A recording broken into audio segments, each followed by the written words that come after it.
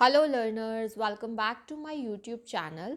और मैं आज इस वीडियो में डिस्कस करने वाली हूँ पार्ट 53 जो मैंने पीजीटी कॉमर्स के लिए इम्पॉर्टेंट एमसीक्यूज़ की सीरीज स्टार्ट की हुई है। ठीक है, और ये रहने वाला है पार्ट 53। इससे पहले के लिए जो पार्ट है पार्ट 1 टू पार्ट 52, उनकी जो वीडियोस है उसका लिंक मैंने आप लोगों को डिस्क्रिप्शन बॉक्स में प्रोवाइड किया है।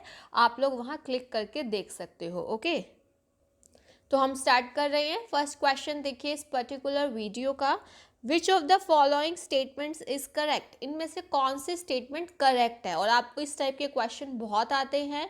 अगर आपका कॉन्सेप्ट क्लियर होगा तो किसी भी टाइप का क्वेश्चन आए आप इजीली अटैम्प्ट कर पाएंगे, ये तो आप जानते ही हैं, है ना। तो हम पढ़ते हैं वन बाय वन स्टेटमेंट्स को और एक एक वर्ड को ध्यान से पढ़ना है। आपको बताना है कौन सा स्टेटमेंट करेक्ट है। देखो, if the term item wages and salaries, देखो पर्टिकुलरली वेजेस एंड सैलरीज इकट्ठे की बात किया है, is given in the question it will be shown on the profit and loss account, ये आपको बोला गया है। तो और सेकंड बोला if salaries and wages is given it will be shown on the trading account. तो यहाँ पे ये दोनों स्टेटमेंट ही गलत हैं। इसका रीज़न क्या है, एक चीज़ ध्यान रखना है। आप लोगों ने स्टार्टिंग में जब आप लोगों ने फाइनल अकाउंट्स पढ़े तो उसमें आपने ट्रेडिंग P&L ये सब पढ़े हैं और इसके रूल्स भी थे कि कौन सी आइटम ट्रेडिंग अकाउंट में आएगा, कौन सा P&L में आएगा। ठीक है, तो देखो अगर आपको ऐसा दिया हुआ है वेजेस एंड सैलरीज, मतलब पहले वेजेस लिखा हुआ है, दोनों लिखे तो कंबाइन हुए हैं, बट पहले वेजेस लिखा हुआ है वेजेस एंड सैलरीज, तो ये आता है हमारा, किस में आता है, ये आता है हमारा ट्रेडिंग अकाउंट में। ठीक है, और अगर सैलरीज एंड वेजेस दिया हो है कंबाइंड बट यहाँ पहले सैलरीज लिखा हुआ है, तो ये वाला जो है आपका P&L अकाउंट में आएगा। ठीक है, और ये किस वजह से, difference between wages and salaries, ये आप लोगों को पता ही है। वेजेस जैसे कि जो लेबरर्स डायरेक्टली कनेक्टेड है प्रोडक्शन से। ठीक है, आप लोगों को ये चीज़ ध्यान रखनी है। सैलरीज ऑफिस स्टाफ वगैरह उसके लिए यूज़ किया जाता है। तो ये थोड़ा थोड़ा जो डिफरेंस है ना, इसको आपने अपने नोट्स में ज़रूर इंक्लूड करना है। तो बेसिकली ये दोनों स्टेटमेंट ही रॉन्ग हो गई। हमसे पूछा है कौन सा करेक्ट है, एक बार हम थर्ड देखते हैं। If wages are paid for bringing a new machine or for its installation, it will be added to the cost of machine. देखो अगर आप देखो एसेट्स ला रहे हैं कोई, ठीक है, और उसको नई मशीन को वेजेस पे कर रहे हैं उसको लाने के लिए, ठीक है, तो ये आपने सीखा होगा, ये कैपिटल एक्सपेंडिचर ही माना जाएगा जब तक कि machine is put to use. जब मशीन को यूज़ करने से पहले के जितने भी खर्चे हैं वो मशीन अकाउंट में ही ऐड होंगे, मशीन की कॉस्ट में ही ऐड होंगे। तो बिल्कुल करेक्ट स्टेटमेंट है ये वाली हमारी। ठीक है, थर्ड वाली। तो हमारा आंसर क्या आएगा, थर्ड वाला। ये आपको पता होना चाहिए कि कौन से स्टेटमेंट करेक्ट है। ओके, नेक्स्ट आपसे पूछा गया है which of the following is not a capital expenditure. आपको बताना है इनमें से जो है कौन सा कैपिटल एक्सपेंडिचर नहीं है, ये बताना है आप लोगों को। ठीक है, देखो आपको कैपिटल एक्सपेंडिचर और रिवेन्यू एक्सपेंडिचर में डिफरेंस क्लियर होना चाहिए। कैपिटल एक्सपेंडिचर जो आपकी अर्निंग कैपेसिटी को बढ़ाता है और रिवेन्यू जो आपका day to day business earning capacity को मेंटेन करने के लिए। ठीक है, तो आपको बताना है कौन सा नहीं है कैपिटल एक्सपेंडिचर। तो हम वन बाय वन ध्यान से पढ़ेंगे। फर्स्ट है आपका legal fees and brokerage paid to acquire a property. अगर आपने प्रॉपर्टी को पे, मतलब प्रॉपर्टी खरीदनी है, ठीक है, उसके लिए लीगल फीस और ब्रोकरेज पे की है, तो ये उसी से है ना, नई चीज़ खरीद रहे हो, तो ये आपका कैपिटल एक्सपेंडिचर है। ठीक है, सेकेंड देखिए, interest on loan taken to acquire the asset for the period before the asset is put to use. यहाँ पे एम्फेसाइज कीजिए आप बिफोर वर्ड पे, कि अभी एसेट को हमने यूज़ करना नहीं शुरू किया है और उस पीरियड तक, मतलब उस पीरियड से पहले का, कौन सा, बट जब एसेट को यूज़ नहीं किया है उससे पहले के पीरियड पे जो हम इंटरेस्ट पे कर रहे हैं लोन पे, that will be also a capital expenditure. अब थर्ड देखिए, interest on loan for the period after the asset is put to use. देखो आफ्टर वर्ड की वजह से यहाँ पे मीनिंग चेंज हो गया है कि आपने एसेट को यूज़ करना स्टार्ट कर दिया है, अब उसके बाद का जो आप इंटरेस्ट पे कर रहे हैं that will not be capital expenditure, वो हमारा क्या होगा, रिवेन्यू एक्सपेंडिचर होगा। वो कैपिटल एक्सपेंडिचर नहीं होगा, वो क्या होगा, हमारा रिवेन्यू एक्सपेंडिचर। सो यहाँ पे आपसे यही पूछा गया है कि कौन सा कैपिटल एक्सपेंडिचर नहीं है, तो हमारा थर्ड वाला आंसर यहाँ बनेगा। ओके, नेक्स्ट है question, which of the following are the characteristics of depreciation. आपको बताना है डेप्रिसिएशन की इसमें से कौन सी करेक्टरिस्टिक्स हैं। देखो डेप्रिसिएशन अकाउंटिंग आप लोगों ने पढ़ा होगा। अब आपका फर्स्ट दिया हुआ है कि depreciation decreases only the book value of the asset not the market value. बिल्कुल करेक्ट है। आप लोग जैसे डेप्रिसिएशन लगाते हो, चाहे आप ओरिजिनल कॉस्ट मेथड यूज़ कर रहे हैं, चाहे आप क्या यूज़ कर रहे हैं डिमिनिशिंग बैलेंस मेथड, आप किस पे लगा रहे हैं, और जो आपकी बुक वैल्यू है एसेट, जिस पे आपने बुक वैल्यू मतलब जिस पे उसको रिकॉर्ड किया हुआ है अपनी बुक्स ऑफ अकाउंट्स में, ठीक है, मार्केट वैल्यू पे तो नहीं लगाते हैं ना। ये बिल्कुल करेक्ट है। ये छोटी छोटी माइनर चीज़ें बहुत इंपॉर्टेंट हैं और आप लोगों को इनको अच्छे से ध्यान रखना है, ठीक है।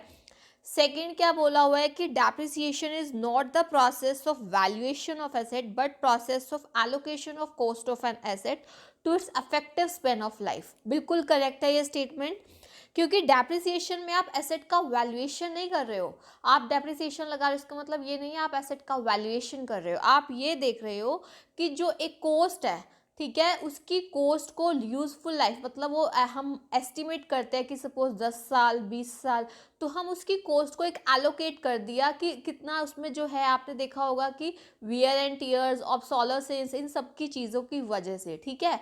तो ये बिल्कुल करेक्ट है। ये प्रोसेस नहीं है वैल्यूएशन ऑफ एसेट की but process of allocation of the cost of an asset to effective span of life. बिल्कुल करेक्ट है, ठीक है। थर्ड देखिए, it is a non cash expense. अब आप देखिए क्या डेप्रिसिएशन जब आप चार्ज कर रहे हो, क्या आपका कुछ कैश आउटफ्लो हो रहा है? नहीं हो रहा है। ये एक नॉन कैश एक्सपेंस है और ये बहुत एक इम्पॉर्टेंट फीचर है, आप लोगों को ध्यान रखना है। तो बेसिकली तीनों के तीनों फीचर्स ही ये हमारे डेप्रिसिएशन के बिल्कुल करेक्ट है। एक तो ये डेप्रिसिएशन नॉन कैश एक्सपेंस है, और ये है allocation of the cost of an asset to its effective span of life, और ये हमेशा बुक वैल्यू ऑफ एसेट को डिक्रीज करता है, क्योंकि जैसे जैसे आप डेप्रिसिएशन माइनस करते जाते हैं, बट मार्केट वैल्यू की हम यहाँ बात नहीं कर रहे हैं। सो ऑल ऑफ दीज हमारा आंसर आएगा। नेक्स्ट देखिए, आपको यहाँ दो स्टेटमेंट्स दी गई हैं और आपको बताना है इन दोनों में से कौन सी करेक्ट है कौन सी इनकरेक्ट है, या दोनों ही करेक्ट है स्टेटमेंट्स या दोनों ही इनकरेक्ट है। ये आपका क्वेश्चन रिलेटेड है combined burden of depreciation and repairs, ठीक है। और इसके बारे में मैंने आप लोगों को जो डिफरेंस है ना original cost method and reducing balance method, उसके ऊपर मैंने एक वीडियो भी बनाया है। मैं पीजीटी कॉमर्स के लिए जो इम्पॉर्टेंट टॉपिक्स है उसकी एक अलग से प्लेलिस्ट चल रही है, उसका लिंक डिस्क्रिप्शन बॉक्स में प्रोवाइड किया है मैंने, उसमें ये वीडियो डाला है, आप लोग देख लेना। और काफ़ी इम्पॉर्टेंट है क्योंकि इसके ऊपर अभी आपका एचटेट पीजीटी कॉमर्स में क्वेश्चन पूछा गया था। क्वेश्चन आपका ये था कि कंबाइंड, अगर हम डेप्रिसिएशन और रिपेयर्स की कंबाइंड की बात करें तो जो इक्वल रहता है कौन से मेथड में रहता है, ये मैंने आपको डिटेल में उस वीडियो में बताया है। मैं आपको शॉर्ट में बता देती हूँ कि देखो जो ओरिजिनल कॉस्ट मेथड है उस पर आप क्या करते हो, ओरिजिनल कॉस्ट मेथड में तो आपने इक्वल डेप्रिसिएशन चार्ज करना है ना, इक्वल इंस्टॉलमेंट आपकी होती है, इक्वल डेप्रिसिएशन आप चार्ज करते हैं हर साल, ठीक है।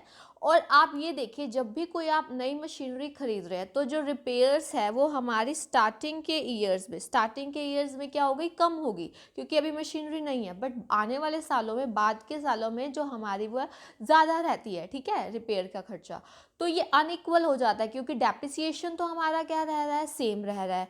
तो आप कंबाइंड इफेक्ट स्टार्टिंग में देखेंगे तो कम होगा बट हैवियर हो जाएगा लास्ट के सालों में, क्योंकि डेप्रिसिएशन तो उतना ही है बट हमारा रिपेयर चार्जेस बढ़ गए हैं। ओरिजिनल कॉस्ट पे ऐसा होता है। बट रिड्यूसिंग बैलेंस में आपने देखा होगा कि स्टार्टिंग की ईयर में डेप्रिसिएशन ज़्यादा होता है। जैसे अब मान लो 10 लाख की मशीनरी है, 10% आप डेप्रिसिएशन लगा रहे हो तो पहले साल में 1 लाख लगा, फिर जो दूसरे साल में अब कॉस्ट रिड्यूस होगी 9 लाख का 10% 90,000, ऐसे ऐसे डेप्रिसिएशन कम होता जाता है।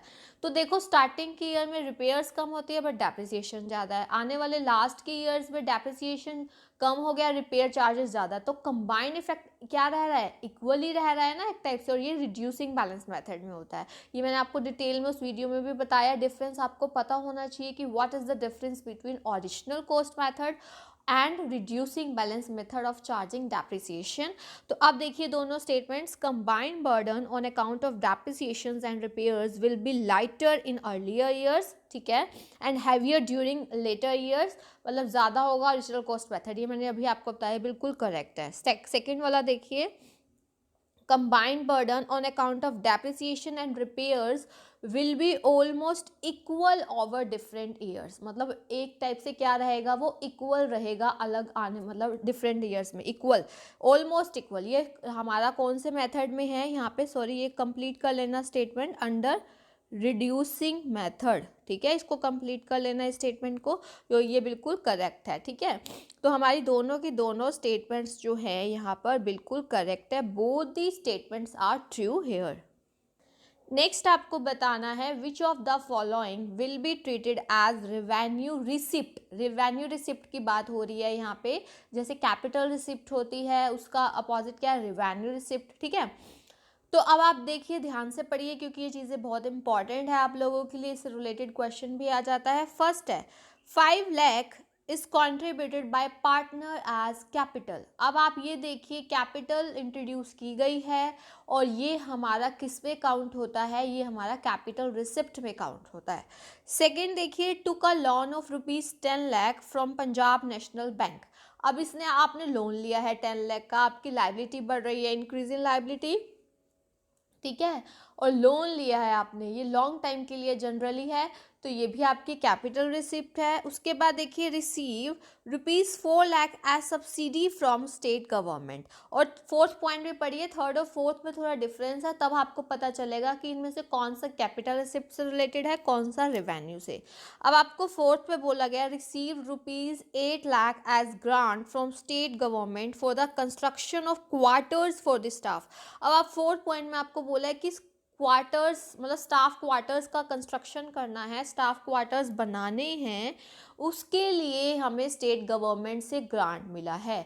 तो यहाँ पे आप कैपिटल के लिए कर रहे हैं ना, मतलब आपका एक टाइप का कैपिटल एक्सपेंडिचर है, स्टाफ बना रहे हैं, स्टाफ क्वार्टर बना रहे हैं, तो ये जो ग्रांट मिला है दैट विल बी 8 लाख जो है आपका कैपिटल रिसिप्ट है। बट जब आपको स्टेट गवर्नमेंट से सब्सिडी मिल रही है that is related to your normal course of business, तो ये आपका रेवेन्यू रिसिप्ट में काउंट होगा। तो हमारा जो आंसर आएगा वो कौन सा आएगा, हमारा आंसर आएगा this one, received ₹4 lakh as subsidy from state government, ये हमारा रेवेन्यू रिसिप्ट पे काउंट होगा इन चारों में से, ठीक है। नेक्स्ट है which of the following is true about capital receipts. Capital receipts की जो अभी मैं बात कर रही थी आपसे, तो उसके फीचर से रिलेटेड है, कौन सा इसमें ट्रू है।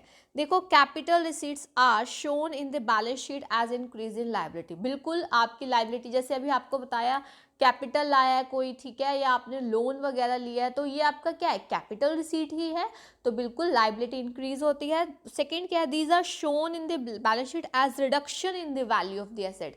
हाँ बिल्कुल, आपकी एसेट पे भी अगर आप मान लो कोई एसेट को आपने सेल किया है, ठीक है, तो उससे जो है आपको पैसे मिल रहे हैं, वो भी आपकी क्या है, कैपिटल रिसीट पे काउंट होगा, ठीक है, रिडक्शन हो गया ना एसेट में। उसके बाद देखो, amount receive from the sale of fixed asset, जो भी मैंने आपको एग्जांपल दिया वो क्या है, फिक्स्ड एसेट को सेल किया है, आपकी एसेट कम हुई है, ये एक और फिक्स्ड एसेट को सेल किया है, तो ये आपकी क्या हो जाएगी, कैपिटल रिसीट। तो ऑल ऑफ दीज, ये सभी के सभी ट्रू है किसके रिगार्डिंग, कैपिटल रिसीट के रिगार्डिंग। नेक्स्ट देखिए, if the amount of sale exceeds the amount of purchases and expenses directly connected with such purchases. देखो, अगर सेल का अमाउंट एक्सीड कर जाता है amount of purchases and expenses directly connected with such purchases, तो इस difference को हम क्या कहेंगे। बेसिक क्वेश्चन है, बट आपके लिए कॉन्सेप्ट की क्लैरिटी होना जरूरी है। इसका आंसर जो है आप लोग मुझे कमेंट सेक्शन में बताएंगे कि इसका आंसर क्या होगा। ओके, ग्रोस लॉस होगा, ग्रोस प्रॉफिट होगा, नेट प्रॉफिट होगा, या नेट लॉस होगा। नेक्स्ट क्वेश्चन देखिए, विच of the following statements is correct. इनमें से कौन से स्टेटमेंट जो है करेक्ट है। फर्स्ट देखिए, a balance sheet is a summary of personal and real accounts.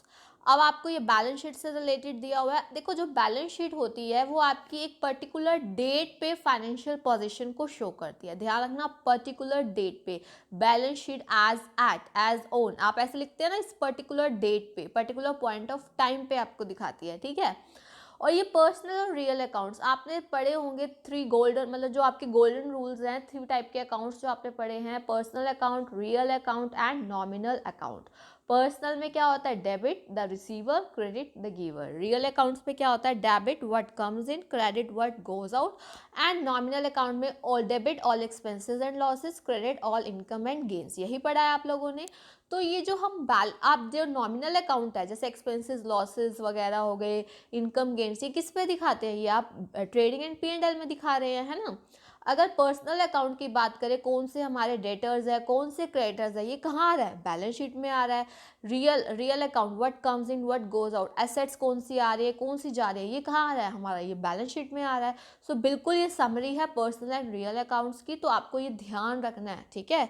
तो उसके बाद देखिए, balance sheet is prepared on a particular date not for a fixed period. ध्यान रखना, ये अभी आपको मैंने बताया, बैलेंस शीट एज एट आप लिखते हैं ना ऊपर बैलेंस शीट के, तो एक पर्टिकुलर डेट पे क्या फाइनेंशियल पोजीशन है हमारे बिजनेस की। Debit balance of all personal and real accounts are put on the asset side of balance sheet. मैंने अभी बताया डेबिट द रिसीवर, यानी कि ये डेटर्स वगैरह हो गए, ये सारे आपके रियल अकाउंट्स, कौन कौन सी एसेट्स है, डेबिट व्हाट कम्स इन, तो ये सारी आपकी एसेट साइड में आता है। अच्छा, उसमें क्या आएगा, क्रेडिट वाला, क्रेडिट बैलेंस होगा ना पर्सनल अकाउंट्स का, कौन कौन हमारे क्रेडिटर्स हैं और आपकी कौन कौन सी लाइबिलिटीज़ हैं, ये सब हमारा किस में आता है, लाइबिलिटी साइड में। तो ये आपको छोटी छोटी चीज़ें ध्यान रखनी है। सो ऑल ऑफ दीज हमारा यहाँ पे आंसर आएगा, ठीक है। तो ये कुछ क्वेश्चन थे जो मैंने आप लोगों के साथ डिटेल में डिस्कस किए हैं। तो अगर आपको कोई भी डाउट हो आप लोग पूछ सकते हो, और अगर अभी तक आप लोगों ने इस यूट्यूब चैनल को सब्सक्राइब नहीं किया है देन टू सब्सक्राइब और बेल आइकन प्रेस कर सकते हो, ताकि आपको अपकमिंग वीडियोस की टाइमली नोटिफिकेशन मिल सके। Thank you so much, keep learning and keep sharing.